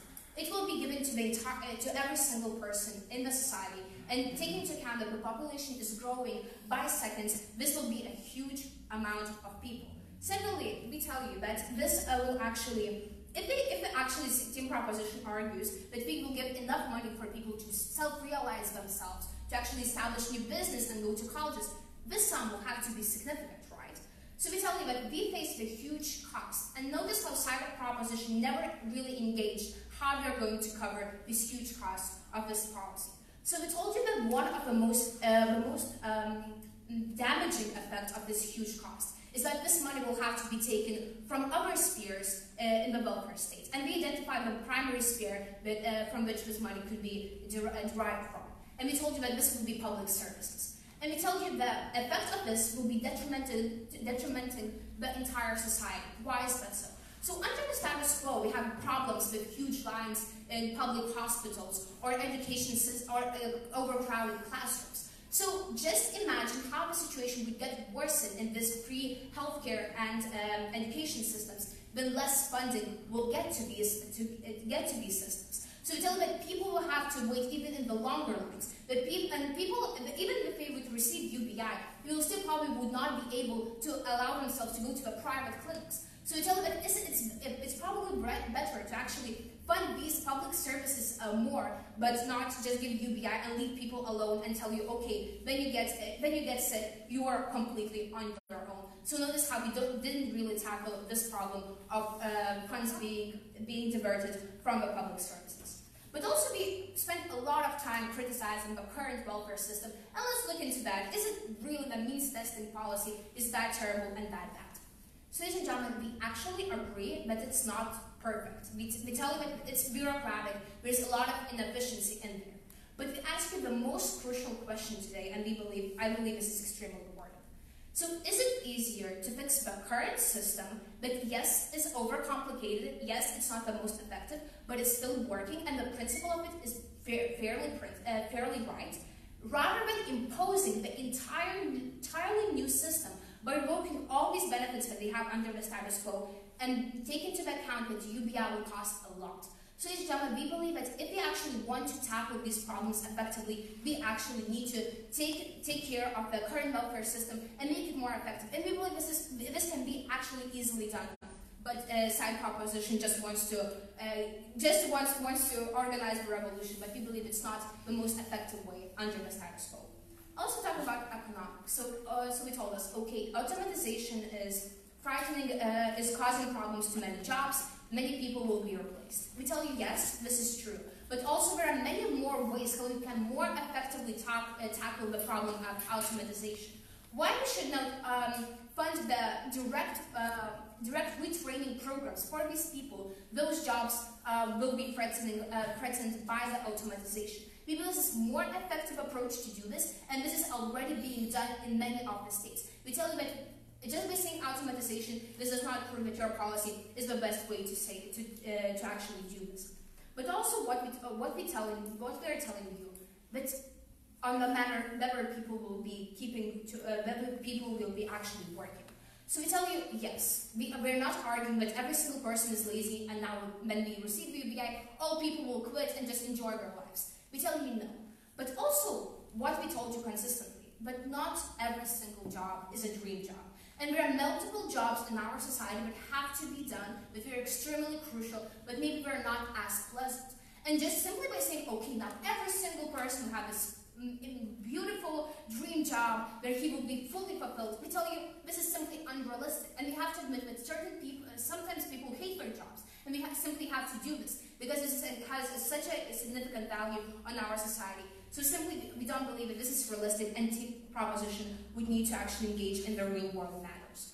But also, lastly, on the perception of welfare recipients. So team proposition simply told us, okay, now everyone will receive welfare, so no discrimination between poorer demographic and richer demographic will exist. We tell you this is simply naive.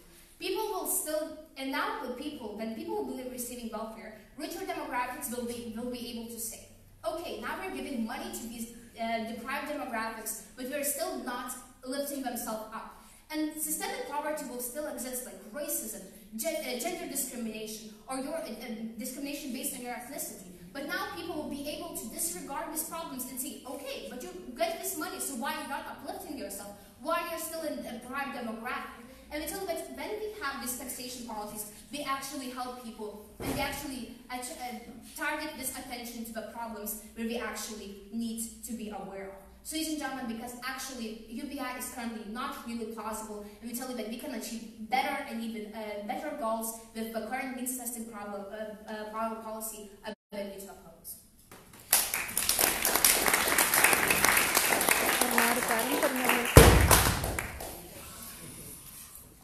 Okay, I hope that everybody enjoyed as much as I did. I'm trying to, to catch it, like the speed of the speaking, I feel like I'm not catching you at all. There's one suggestion for the audience. Maybe you have some questions, reactions, you want to say something. There's some, time for that for you as well. And just please raise your hand and say something if you feel like you want to say something. Because if you don't say something, it's going to be unsaid. I'm trying to argue. Okay, and now I'm turning back to the. Sure. Hi, thanks for the debate. Sorry that I joined only on the second hour. I just want to ask how this whole your club works. Like, do you actually agree on these kind of ideas that you, or you just say, okay, you'll be pro and you'll be against, now we're going to discuss? We just argue all the time. We're not perfect. Yeah, because what we are debating on does not really reflect our true beliefs or ideas on the matter. Alright. We just like randomly pick our positions and we just be like devil advocates and argue against ourselves. Okay, and I think you are all from the same school, I guess. No. Okay. Me and Thomas are from Vilnius Jesuit. The girls are from Kaunas, and then the Gitas are from Kaunas Jesuit. Yeah, but still from. And Adele is from LSMUG, which is in Kaunas as well.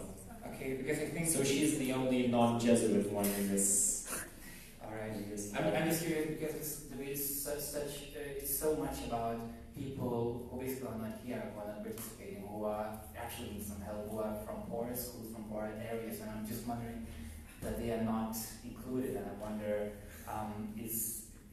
how could we do that? Of course, we couldn't do that today, but I think in the whole process, I think that should be done at some point, because now it feels like only really people from the best schools in Lithuania are debating, which is cool, but that you think about that. But I'm just curious about how can you include those people who actually would benefit from universal basic income.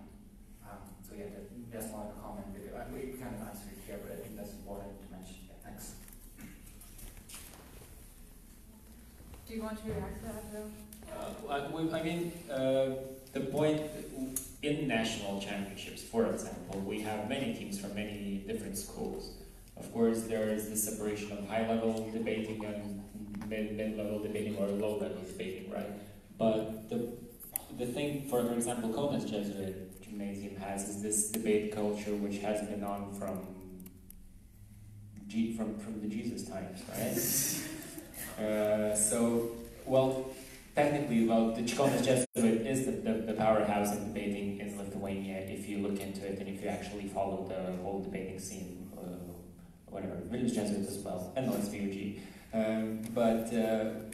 I think it would be cool to include school, but the quality of education that these children in other schools, in lower level schools get, and the education itself does not usually involve debating per se. So, it would be cool to present debating to them and to say that, you can get yourself into this nice activity and be smart and debate. But the reality is so that we don't have any lobbyists who go around schools saying that let's go to the national championship, whatever. So it takes time, I guess. Yeah. I can also react to that because when we were talking to Rokas, who's not here, who was yes. He was an intern at the Lithuanian Center for Human Rights, and when we were talking, we were discussing the idea of debating about poverty in Lithuania. I asked him, who are going to be here, and the reality is that there's a huge segregation in terms of schools.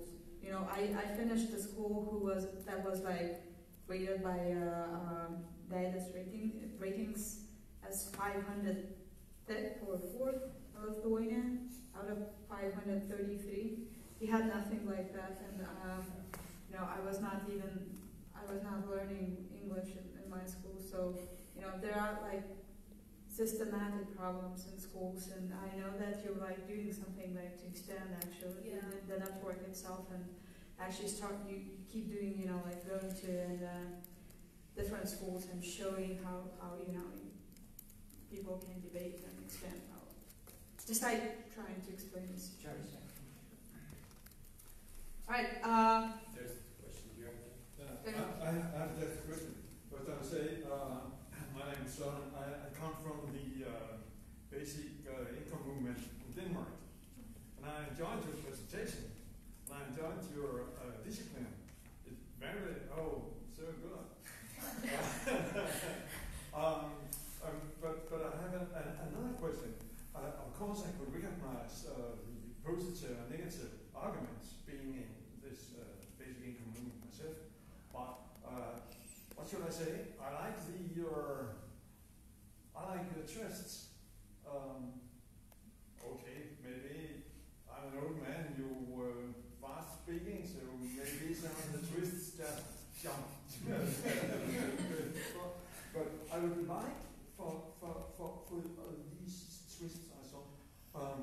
Is it possible to get a copy of your papers that you have prepared for this? Sure. Perhaps talking about the live stream that has been recorded the entire time. Was it? Okay. Yes, you can find it online. Online? Yeah, I'm gonna forward you the link to the live stream that we had. Like you can go through all the arguments. And This genius footage will be accessible to the general public. Cool. Yeah, sure.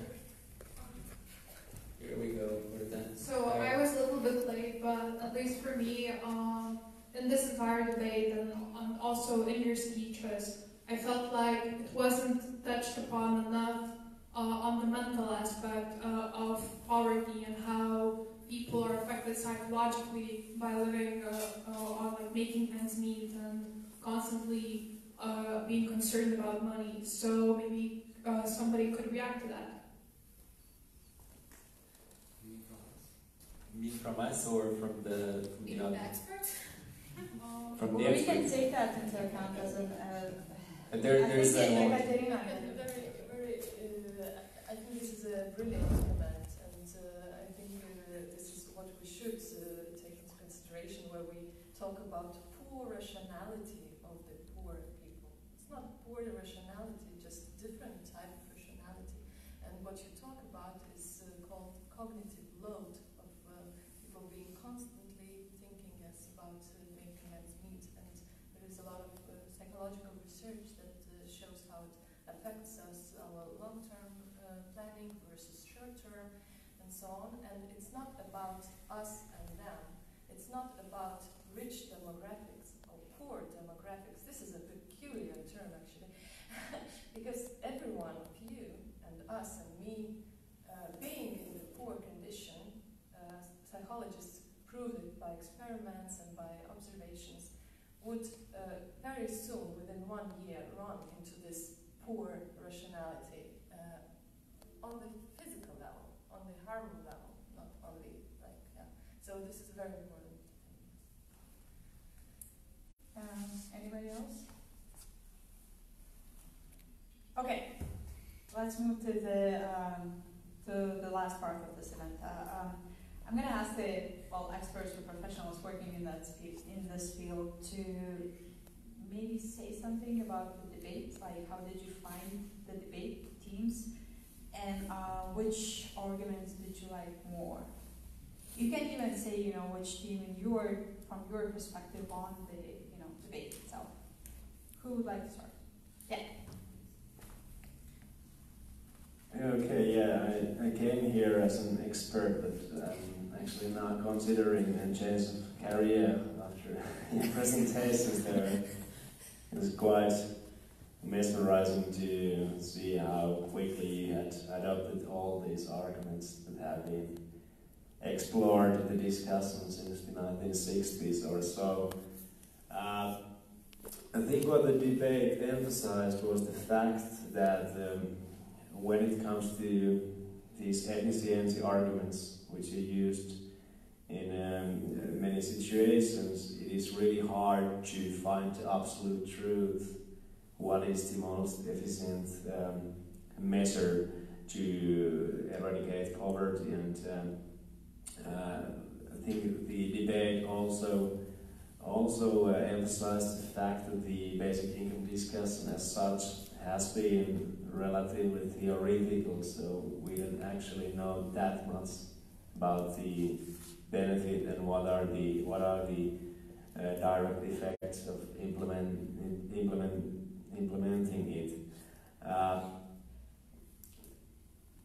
I think I posit a view, and I think that's also a view that many other people should agree when it comes to basic income, that it's not only black and white world, that we can both improve the current system and at the same time move towards a scheme that somehow has same principles as basic income, so we could gradually decrease means testing, income testing.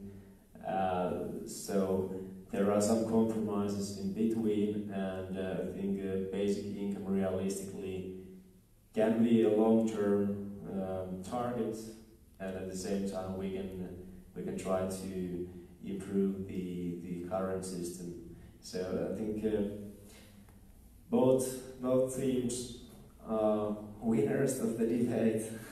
And I bet you don't like this kind of result, but I think that's the truth from the perspective of a basic income researcher. And I think it is fair to know that we have a lot of open questions, and at the end of the day, I would say it's not about the efficiency arguments. It's more about what do we value and what are the philosophical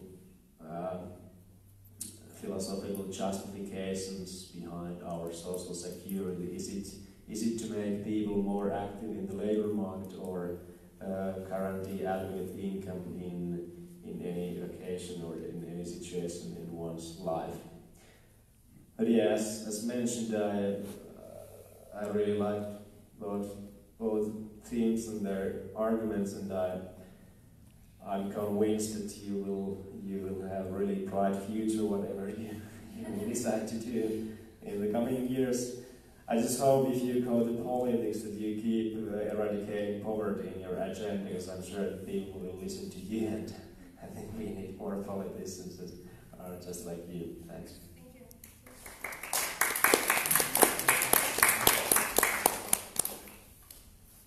Well, I think it was a very fine debate. I think you asked for the good arguments. I think all the good arguments, both for and against, was there. I will comment some few things. I think perhaps who argumented for UBI should have been talking a bit more about the economy and how it gets the money for financing it. And to the other group, I would say they were talking like there was a fixed amount of money for the state. But in my opinion, you can have a basic income, and you can use money to education and all the other social things.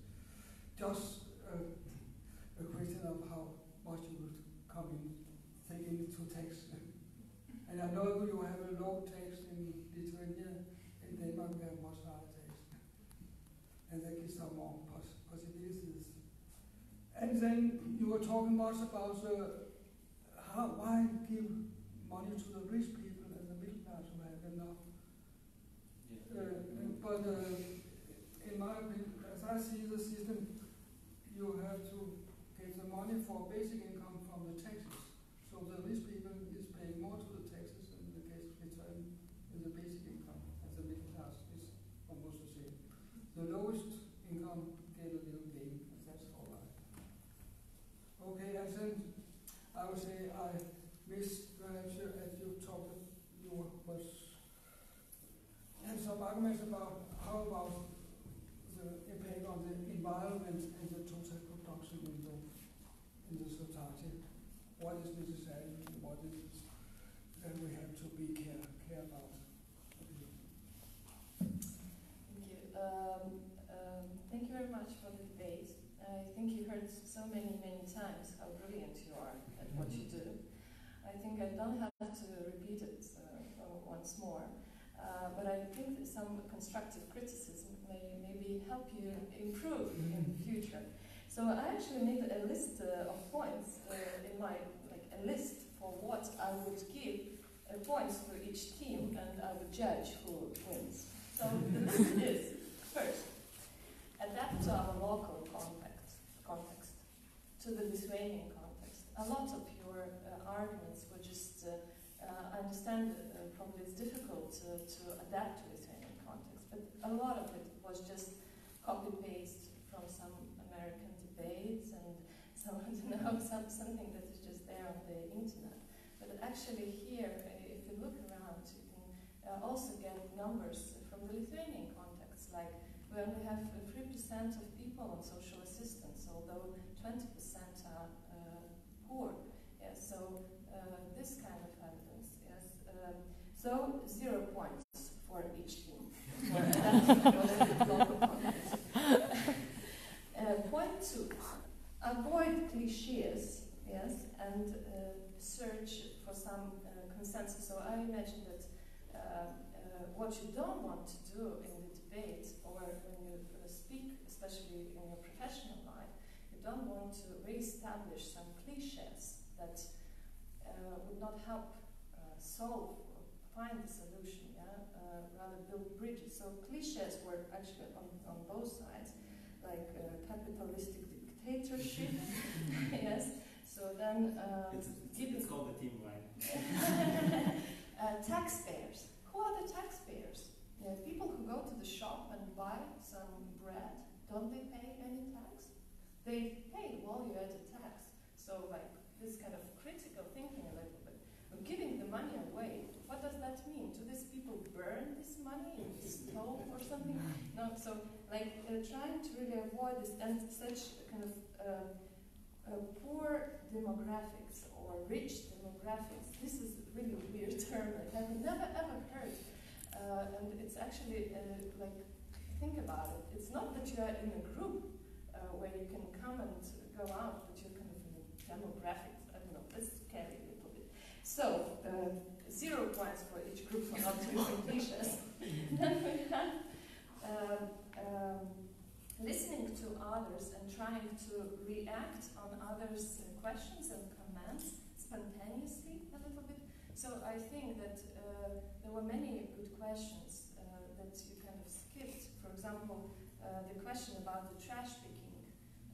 Actually, that was skipped, yeah. But it could have been addressed. So, okay, we have all these machines. We could develop some technology to make these bad jobs more kind of satisfying, less ugly, or so forth. Yeah, and other bits. So this trash picking answer gives a minus to the team of proposition, and then a minus to the opposition goes for the millions of dollars.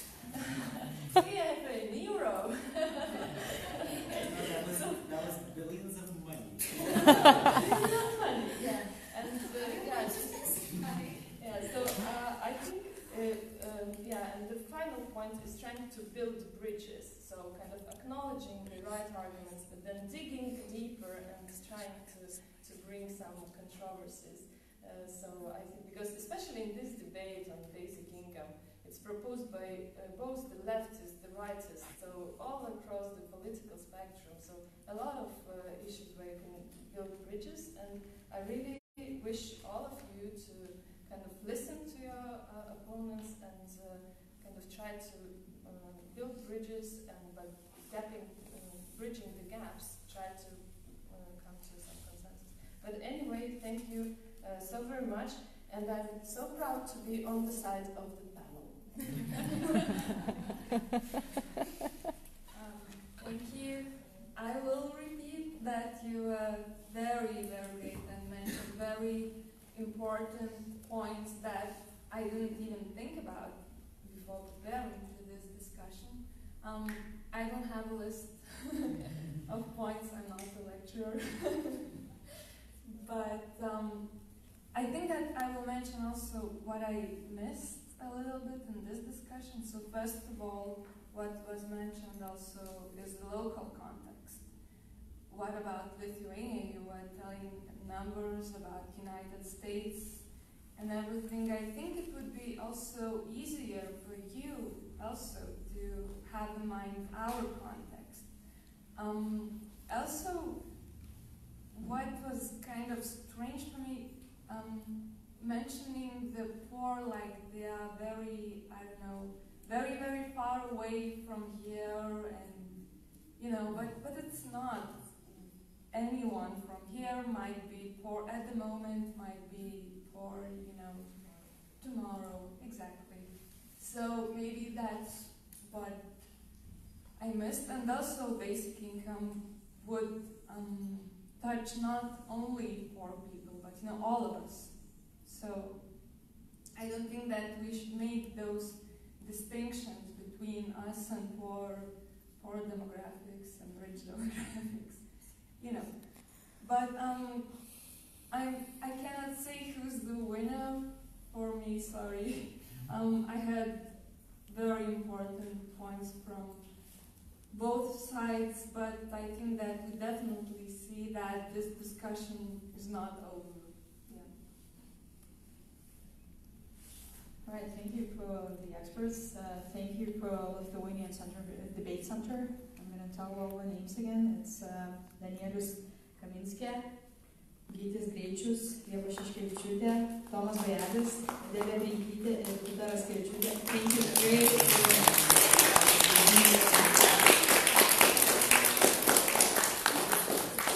And I'm going to thank the experts.